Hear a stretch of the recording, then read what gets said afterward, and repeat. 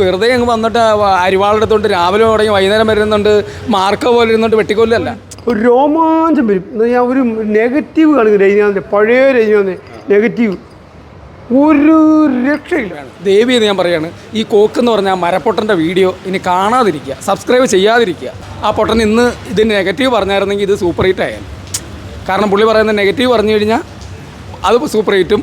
ചേട്ടാ അപ്പോൾ കൂലി കണ്ടിരിക്കുകയാണ്. ഫസ്റ്റ് ഷോ 6 മണിക്ക് വന്നിരുന്ന് കണ്ടല്ലേ, എങ്ങനെയുണ്ടായിരുന്നു? കൂലി ശരിക്കും പറഞ്ഞാൽ ഒരു ഫാൻ സർവീസ് ആയിട്ടാണ് തോന്നിയത്. നമ്മുടെ ലോകേഷ് കനകരാജ് മൂവിയാണെന്നുള്ളൊരു ഫീലിലേക്ക് വന്നില്ല.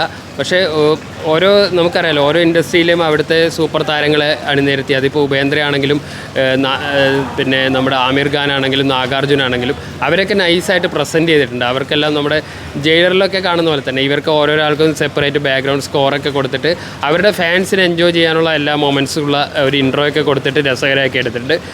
മൊത്തത്തിലൊരു നമ്മളൊരു ലോകേഷ് മൂവി ആയിട്ട് കണ്ടാൽ ചിലപ്പോൾ ഒരുപക്ഷെ നിങ്ങൾക്കൊരു ആവറേജ് ഫീൽ മാത്രമേ കിട്ടുള്ളൂ. കാരണം കഥയിൽ അങ്ങനെ വലിയ പുതുമയായിട്ടൊന്നും തോന്നിയിട്ടില്ല. ഒരു സാധാരണ ഗ്യാങ്സ്റ്റർ ഫ്ലിക്ക്, അതായത് ഒരു പാസ്റ്റുള്ള ഹീറോ, അത് നമ്മൾ മുമ്പ് വന്നിട്ടുള്ള ടെംപ്ലേറ്റിലൊക്കെ തന്നെയാണ്.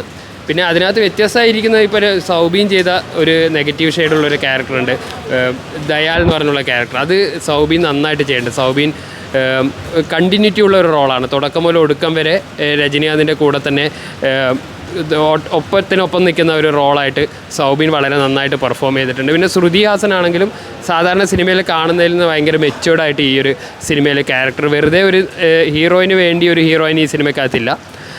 മൊത്തത്തിൽ ഈ ലോകേഷ് സിനിമാറ്റിക് യൂണിവേഴ്സ് LCU ആണെന്ന് പ്രതീക്ഷിച്ച്, LCU അല്ല, ഈ സിനിമ ഒരു LCUയിൽ പെടാത്ത സ്റ്റാൻഡ് അലോൺ സിനിമയാണ് ആദ്യം തന്നെ പറഞ്ഞിട്ടുണ്ടായിരുന്നു. അതുപോലെ തന്നെയാണ് മൂവി വന്നിരിക്കുന്നത്. അപ്പോൾ ഒരുപക്ഷെ അത് പ്രതീക്ഷയൊക്കെ വരുന്നവർക്ക് ഈ സിനിമ ചിലപ്പോൾ നിരാശയായിരിക്കും. മൊത്തത്തിൽ നോക്കിയാൽ ഒരു വൺ ടൈം വാച്ചബിളായിട്ടുള്ള മൂവിയാണ്. പക്ഷേ ലോകേഷ് മൂവി എന്ന് പറഞ്ഞു കഴിഞ്ഞാൽ നിങ്ങൾ ചിലപ്പോൾ ആ ഒരു എക്സ്പെക്റ്റേഷൻ മീറ്റ് ചെയ്യില്ല.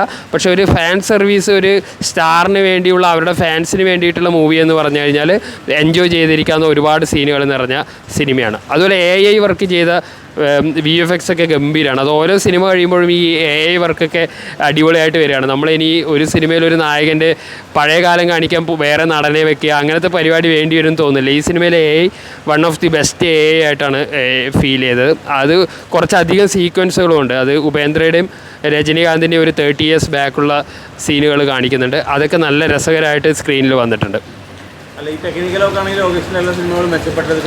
ടെക്നിക്കലി സംഭവം അടിപൊളിയാണ്. പക്ഷേ ഇതിനകത്ത് കുറച്ച് വീക്കായിട്ട് തോന്നിയ ഇതിൻ്റെ സ്ക്രീൻ പ്ലേയുടെ ഭാഗത്താണ്. അതായത് ഒരു പുതുമയുള്ള ഒരു ഗാങ്സ്റ്റർ സ്റ്റോറി അങ്ങനെയുള്ള ഒരു ഫീലിലേക്ക് സിനിമ വന്നിട്ടില്ല. പക്ഷേ ഇത്രയും ഹീറോസിനെ, ഇത്രയും നായകന്മാരെ സ്ക്രീനിൽ ഒരു പ്രാവശ്യം കണ്ടിരിക്കാനുള്ള ഒരു ഓളത്തിനുള്ള സാധനങ്ങൾ സിനിമയ്ക്കകത്ത് ചെയ്തു വെച്ചിട്ടുണ്ട്. അത് അനിരുദ്ധിൻ്റെ ബാക്ക്ഗ്രൗണ്ട് സ്കോർ ആണെങ്കിലും ചില സ്ഥലത്ത് എല്ലാ സീനിലും BGM എന്നപോലെ തോന്നി. പക്ഷേ ഓരോ ഹീറോസിനും കൊടുത്ത ബാക്ക്ഗ്രൗണ്ട്, അതിൽ ഏറ്റവും ഇഷ്ടപ്പെട്ടത് ഉപേന്ദ്രക്ക് കൊടുത്ത BGM ആണ്. കന്നഡ സൂപ്പർ സ്റ്റാർ അദ്ദേഹത്തിന് കൊടുത്ത BGM അടിപൊളിയായിട്ട് തിയേറ്ററിനകത്ത് നല്ലൊരു ഫീൽ ഉണ്ടാക്കിയിട്ടുണ്ട്. പിന്നെ ആമിർ ഖാൻ നമ്മളിങ്ങനെ ഹിന്ദിയിൽ കാണുന്ന ഒരു രീതിയിലേ അല്ല, തികച്ചൊരു വളരെ ഒരു സ്റ്റൈലിഷ് ആയിട്ടുള്ള എന്നാലൊരു സൗത്ത് ഇന്ത്യൻ മൂഡുള്ള ഒരു ഗ്രേ ഷെയ്ഡുള്ള ഒരു കഥാപാത്രത്തെ ആമിർ ഖാനും നന്നായിട്ട് ചെയ്തിട്ടുണ്ട്. മൊത്തത്തിൽ ഒരു സ്റ്റാർ വെഹിക്കിളാണ്. അതായത് സ്റ്റാർസിന് വേണ്ടിയുള്ള ഒരു സിനിമ എന്നതിലുപരി കഥാപരമായിട്ട് ഒരു ആവറേജ് ഫീൽ മാത്രമാണ് കൂലി സമ്മാനിച്ചത്. നമ്മൾ എന്തിനാണ് ഒരു സിനിമയെക്കുറിച്ച് നമ്മൾ ഈ പ്രതീക്ഷയോടെ വരുന്നത്? എന്തിനാണ് അവിടെ വരുമ്പോഴാണ് ഈ പരാജയങ്ങൾ നമുക്ക് സംഭവിക്കണം. ഈ ലോകേഷ് എന്ന് പറയുന്നത് എല്ലാം LCU എടുക്കണം നമ്മൾ പ്രതീക്ഷിക്കുന്നത് എന്തിനാ? ഏതൊരു നടനെ വെച്ച് നല്ലൊരു സിനിമ ഉണ്ടാക്കുക എന്നുള്ളതാണ് ഒരു ഡയറക്ടർ ചെയ്യേണ്ടത്. നമ്മളെല്ലാ സിനിമകളും LCU എടുക്കും, LCU വരും അങ്ങനെ കാണേണ്ട ആവശ്യമില്ല. ഇത് അങ്ങനെ ഒരു സിനിമയല്ല. ഇത് രജനീകാന്തിൻ്റെ തന്നെ പഴയ കൂലിയുടെ റെഫറൻസ് എടുത്തുകൊണ്ടുള്ള ഒരു സിനിമയാണ്. ഈ സിനിമ എന്തായാലും പരാജയപ്പെടില്ല എന്നുള്ള കാര്യത്തിൽ യാതൊരു സംശയം വിചാരിക്കേണ്ട. ഇനി ഇവിടെ എത്ര നെഗറ്റീവ് സിനിമയ്ക്ക് പറഞ്ഞാലും ഇത് പരാജയപ്പെടില്ല. സിനിമ ഹിറ്റാണ്. പക്ഷേ നമ്മൾ പ്രതീക്ഷയോടെ വരുമ്പോഴാണ് നമുക്ക് പരാജയം. നമ്മളങ്ങനെ വരരുത് ഒരിക്കലും. തിയേറ്ററിലേക്ക് സിനിമ കാണാൻ വരുമ്പോൾ ആ സിനിമയെന്നും പറഞ്ഞ പ്രതീക്ഷ മാത്രം മതി. തിയേറ്ററിൽ വരുന്നു, സിനിമ കാണുന്നു. ആ സിനിമയിലുള്ള പരാജയങ്ങളെ അവിടെ വെച്ചാണ് വിലയിരുത്തേണ്ടത്. നമ്മൾ വീട്ടിൽ നിന്ന് ഇറങ്ങുമ്പോഴേ എന്തിനാണ് LCU അതിനകത്ത് അതുണ്ടാവും എന്ന് പ്രതീക്ഷിക്കുന്നത് എന്തിനാണ്? അങ്ങനെ ഒരു സംഭവം ഇല്ല ഇതിനകത്ത്. ഇതിലെല്ലാം ഉണ്ട്. മാസ് ക്ലാസ് ഒക്കെ മിക്സ് ചെയ്തിട്ടുള്ള സിനിമയാണ്. BGM എന്ന് പറഞ്ഞാൽ അടിപൊളി BGM ആണ്, ഒരു രക്ഷയില്ല. സെക്കൻഡ് ഹാഫൊക്കെ അടിപൊളിയാണ്. ഇതിൻ്റെ ഫൈനൽ ക്ലൈമാക്സ് നല്ല രസമായിട്ടാണ് ചെയ്തേക്കുന്നത്. പഴയ കൂലിയുടെയൊക്കെ റെഫറൻസ് എടുത്ത് വെച്ചും മിക്സ് ചെയ്തിട്ടുണ്ട്. അതൊക്കെ നമുക്കൊരു പുതിയൊരു അനുഭവം തരുന്ന സിനിമകളല്ലേ. അങ്ങനെയാണ് സിനിമകൾ ചെയ്യേണ്ടത്. എല്ലാം നമ്മൾ ഈ വിക്രം പോലത്തെ സിനിമ വേണം, കൈദി പോലത്തെ സിനിമകൾ വേണം, ഈ ലിയോ പോലത്തെ സിനിമ വേണം.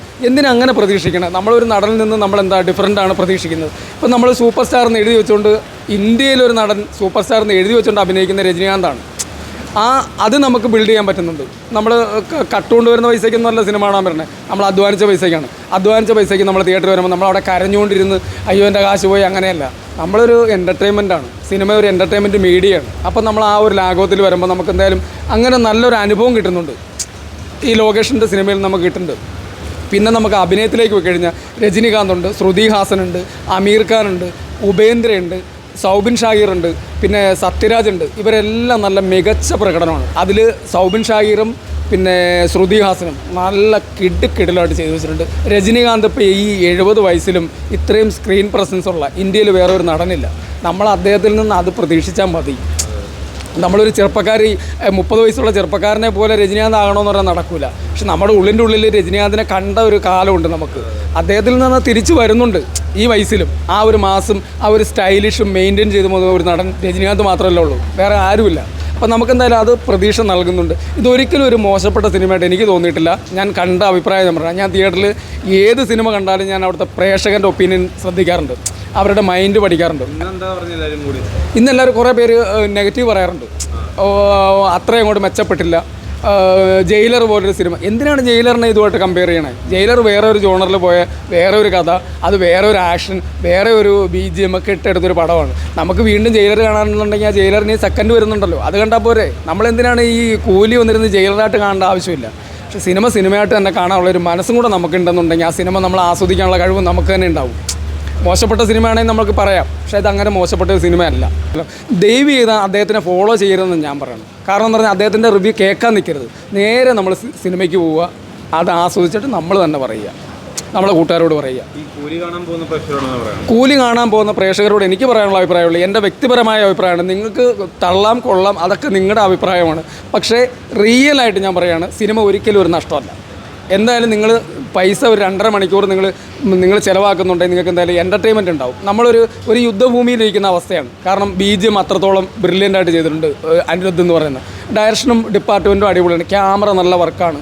നമ്മൾ ഇതൊക്കെയല്ലേ പ്രതീക്ഷിക്കേണ്ട ഒരു സിനിമയിൽ നിന്ന്. നമ്മളെന്താ വേറെ എന്ത് പ്രതീക്ഷിച്ചാൽ നമ്മളൊരു തിയേറ്ററിലേക്ക് പറഞ്ഞത്? മൊത്തത്തിലൊരു ഫാമിലി എൻ്റർടൈൻമെൻറ്റ് ഫാമിലി കഥയുണ്ട്, ഇതിൽ കഥയുണ്ട്, ഒരു കുടുംബമുണ്ട്. ഇത് വെറുതെ അങ്ങ് വന്നിട്ട് അരിവാളെടുത്തോണ്ട് രാവിലെ തുടങ്ങി വൈകുന്നേരം വരുന്നുണ്ട് മാർക്ക പോലെ ഇരുന്നിട്ട് വെട്ടിക്കൊല്ലല്ല. അങ്ങനെ ഒരു സിനിമ അല്ല ഇത്. ഒരു കുടുംബമുണ്ട്, ഒരു കഥയുണ്ട്. നമ്മളിലും കുടുംബമുള്ളവരല്ലേ, നമുക്കും കുടുംബമുണ്ട്, നമുക്ക് ഒരുപാട് ഫ്ലാഷ് ബാക്കുകളുണ്ട്. ഇതെല്ലാം പറഞ്ഞു പോകണ്ടേ കൂട്ടുകാരാ? അപ്പോൾ ഈ കാണുന്ന നമ്മൾ വന്നിരുന്ന് കാണുമ്പോഴത്തേക്ക് രാവിലെ തുടങ്ങി വൈകുന്നേരം വരെ നെല്ലരിയുന്ന പോലെ കഴുത്തിങ്ങനെ കട്ട് ചെയ്യുക, ഹൃദയം കുത്തി തുറക്കുക, അങ്ങനെ ഒരു സിനിമ അല്ലല്ലോ ഇത്. ഇതെന്തായാലും നമുക്ക് അങ്ങനെ മോശപ്പെട്ടൊരു സിനിമ അല്ല. നമ്മൾ എല്ലാം മിക്സിങ്ങാണ്, ക്ലാസ്സും മാസും ഒക്കെ മിക്സ് ചെയ്തിട്ടുള്ള നല്ല മ്യൂസിക്, നല്ല പാട്ട്, നല്ല അഭിനയങ്ങൾ. രജനികാന്ത് എന്ന് പറയുന്ന ഒരു ബ്രാൻഡുണ്ട്, പിന്നെ ലോകേഷ് കനകരാജ്, എന്തായാലും അതൊരു ബ്രാൻഡാണ്. നമുക്ക് അത്യാവശ്യം എല്ലാ തരത്തിലും ഒത്തുപോകാൻ പറ്റുന്നൊരു സിനിമയാണ്. ദയവ് ചെയ്ത് ഞാൻ പറയുകയാണ്, ഈ കോക്ക് എന്ന് പറഞ്ഞാൽ മരപ്പൊട്ടൻ്റെ വീഡിയോ ഇനി കാണാതിരിക്കുക, സബ്സ്ക്രൈബ് ചെയ്യാതിരിക്കുക. ദയവ് ചെയ്ത് സിനിമ നിങ്ങൾ ആസ്വദിക്കാൻ തയ്യാറാണോ? നിങ്ങൾ വ്യക്തിപരമായി പോയിരുന്ന സിനിമ കാണുക, അല്ല എൻ്റെ അഭിപ്രായം പോലും കേൾക്കണമെന്ന് ഞാൻ പറയുന്നില്ല. പക്ഷേ സിനിമ നല്ല സിനിമയാണ്. ഈ ഒരു പ്രാർത്ഥനയും കൂടെ ഉണ്ട്, ഞാൻ പറയണം. ആ പൊട്ടൻ ഇന്ന് ഇത് നെഗറ്റീവ് പറഞ്ഞായിരുന്നെങ്കിൽ ഇത് സൂപ്പർ ഹിറ്റ് ആയാലും. കാരണം പുള്ളി പറയുന്ന നെഗറ്റീവ് പറഞ്ഞു കഴിഞ്ഞാൽ അത് സൂപ്പർ ഹിറ്റും, പോസിറ്റീവ് പറഞ്ഞു കഴിഞ്ഞാൽ അത് ഫ്ലോപ്പും ആവും. ദയവ് ചെയ്ത് ഇതിന് പിന്നെ പോസിറ്റീവ് പറയരുത്. ആ പുള്ളിയോട് ഞാൻ പറയുകയാണ്, ഇത് നല്ല നെഗറ്റീവ് തന്നെ പറ, അപ്പോൾ ഇത് ഹിറ്റാവും. കണ്ടിരുന്നു. ഞാൻ എൻ്റെ വീട് പത്തനംതിട്ടയാണ്. ഞാൻ ഇന്നലെ രാത്രി വന്നാണ് ഈ എടപ്പള്ളി എറണാകുളം ഈ വനിതാ തിയേറ്ററിൽ. അപ്പം നമ്മൾ ഫസ്റ്റ് ഷോ കാണുകയും ചെയ്തു, 6 മണിക്ക് കാണുകയും ചെയ്തു. അപ്പോൾ കണ്ടപ്പം നമ്മൾ രജനീകാന്ത് ഇതുവരെ കാണുന്നേക്കാളും ഒരു ലോകേഷ് കനകരാജ് ഓക്കെ, പക്ഷേ രജനീകാന്ത് വേറെ ലെവലാണ്. അത് നമുക്ക് ഇത്ര നാളും നമ്മളെ പൊടിനാൾ നമ്മൾ കാണുന്നത്, പക്ഷേ ഇതിക്കും മുകളിലാണ് ചെയ്ത് വെച്ചിരിക്കുന്നത്. ഇപ്പോഴും പുള്ളി ആ റേഞ്ചിൽ നിൽക്കുക, അതും ഒരു രക്ഷയില്ല. ഈ ഇൻ്റർവെൽ കഴിഞ്ഞ് ഒരു മാസ സീൻ ഒരു രക്ഷയില്ല. പിന്നെ മലയാളികൾക്ക് അഭിമാനിക്കാൻ പറ്റുന്ന സൗബിൻ്റെ ഒരു വേഷം എന്ന് പറഞ്ഞാൽ ഇത്രയും താരങ്ങൾ നിൽക്കുന്നത്, അതൊക്കെ മുകളിലാണ് പുള്ളി ചെയ്ത് വെച്ചിരിക്കുന്നത്. ഒരു രക്ഷയില്ല, അടിച്ചു മറിക്കുകയാണ്.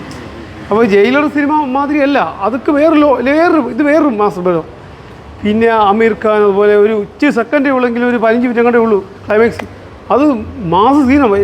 പിന്നെ രജനീകാന്തിനെ ഇടയ്ക്കൊരു സീൻ സത്യം പറഞ്ഞാൽ അത് ആ തിയേറ്ററിൽ നമ്മൾ നമ്മളിരുന്ന് പ്രേക്ഷകർക്ക് അറിയത്തുള്ളൂ. അത് സംഭവം ഒരു രോമാഞ്ചം വരും എന്ന് പറഞ്ഞാൽ ഒരു നെഗറ്റീവ് കാണിക്കും രജനീകാന്തിൻ്റെ പഴയ രജനീകാന്തിൻ്റെ നെഗറ്റീവ് ഒരു രക്ഷയില്ല ആ സീനൊക്കെ ഒരു കണ്ണ് അറിയില്ല നമ്മളെ എഴുന്നേറ്റ് കയ്യടി കഴിഞ്ഞു എന്തോ മാസം സീൻ ഒരു രക്ഷയില്ല ഇൻ്റർവെൽ കഴിഞ്ഞ് പിന്നെ മുന്നേ വേറെ ലെവലാണ് പടം ഒരു രക്ഷയില്ല പടത്തിന് മോശം പറയുന്നുണ്ടല്ലോ ചില ആൾക്കാരൊക്കെ ഇപ്പോൾ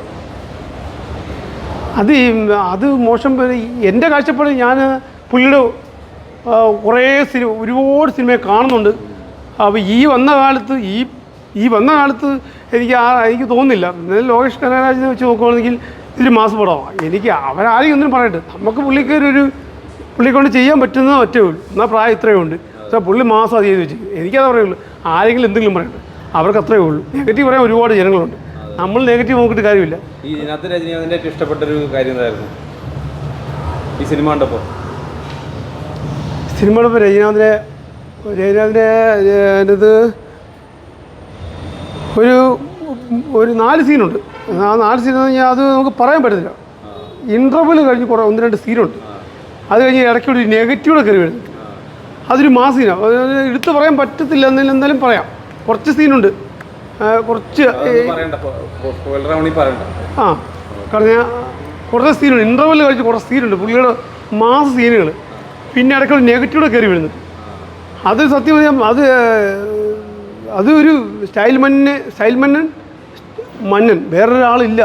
സ്റ്റൈൽ മന്നൻ അത് രജനീകാന്ത് ഇഷ്ടപ്പെടാൻ കാരണം പുള്ളി പ്രത്യേക സ്റ്റൈലാണ്. പുള്ളി നടപ്പിൽ ഇരിപ്പ് ചിരിപ്പ് നിപ്പ് എല്ലാം സ്റ്റൈലാണ്.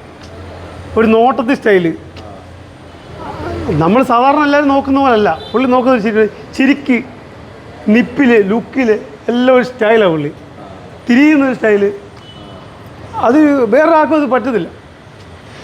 പുള്ളി ജസ്റ്റ് ഒന്ന് തിരിഞ്ഞാലും അത് സ്റ്റൈല്. പുള്ളി ഇങ്ങനെ ചുമ്മാ നോക്കിയാൽ സ്റ്റൈല്. പുള്ളി ഒന്നാമത് പുള്ളിക്ക് ഞാൻ പറഞ്ഞു കേട്ടിട്ടുണ്ട് പുള്ളിക്ക് ഒരു കാലിന് 2 ഇഞ്ച് നീളം കൂടുതലാണ്. നമ്മൾ സാധാരണ മനുഷ്യനോട്ടില്ല ഒരു കാലിന് നീളം കൂടുതൽ. അപ്പോൾ പുള്ളി നടക്കുന്നതിന് സ്റ്റൈലാണ്. അതൊരു സ്റ്റൈലാണ്. അപ്പോൾ എല്ലാം കൊണ്ടും ഒരു സ്റ്റൈൽ മന്നനാണ് എല്ലാം കൊണ്ടും. ഇപ്പോഴും ഈ പ്രായമായിട്ടും ഒരു വേദിയിൽ വന്ന് ഇത്രയും പ്രായമായിട്ട് ഒരു വേദി വന്ന് കയറുമ്പോൾ തന്നെ പുള്ളി നടന്ന് വന്ന് കയറുന്ന ജനങ്ങളെ തൊഴുന്ന് തന്നെ അതൊരു സ്റ്റൈലാണ്. അല്ല പുള്ളി അഭിനയിക്കുമല്ല പുള്ളി സ്വന്തമായിട്ട് ചെയ്യുന്നത്. പക്ഷേ നമുക്ക് സ്റ്റൈലായിട്ടാണ് തോന്നുന്നത്. അത് പകരം വെക്കാൻ വേറൊരു വ്യക്തി വരുന്നില്ല.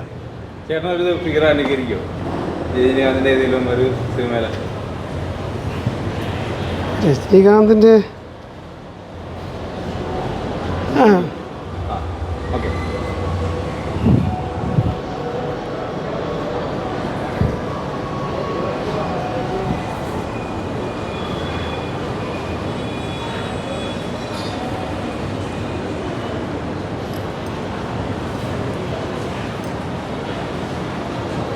Okay thank you.